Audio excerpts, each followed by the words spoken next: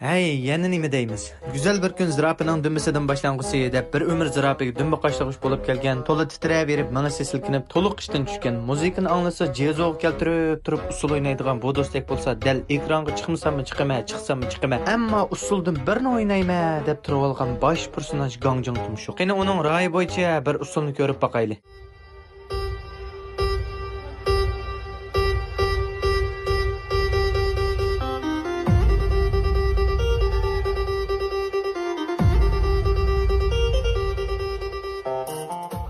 Onun arzuyumu to'liq ish qochdi. Shundaq bo'lsa-mu, uni koni qoida bo'yicha bir tanishtirayta-ya. Yurak berib, meni qetib elib, davomini anglang. Gangjong Tumshuq, asli ismi Temir Tumshuq. Temir Tumshuqning jug'i o'tiral bo'lib, tenining uzunligi odatda 15 sm dan 46 sm oralig'ida bo'ladi. Ularning beshi cho'ngroq, bo'yni qisqaroq, tumshuq qattiq ham tuz. Bu dal uning eng cho'ng alohidaligining birisi. Uningdan boshqa Temir Tumshuqning tili nihoyat uzun bo'lib, erkin so'zla oladi. Tilining uchi ta'tir ilmak holatda bo'lib, daraxt ichidagi hasharotlarni tutishga intayin qulayli. Uning paylarining rangi bo'lsa, odatda qora, oq, qizil, seriq qatorliq ko'p xil ranglarning birikmasidan shakllangan. O'xshash bo'lmagan turdagi temir tumshuqning kiyimlarining rangi va siziqchalarining o'xshamasligi ularning turlarini farqlantirish va jinsni farqlantirishdagi muhim alohidliklardan biri. Qizoqlanish odati bo'lsa, hasharotlarni asosli qo'ziq qiladi. Masalan, cho'mala, qo'ng'iz, parvona qatorliqlar. Ular daraxt yo'lini cho'qish orqali daraxt qo'zig'ining ostiga yoshiringan har bir hasharotni qat'iy bo'sh qo'yib etmaydi. Ondan uzun tili bilan uni tutib yeydi. Yig'ib aytganda, bu qushqa hurmatimizni bildirmay tura olmaymiz.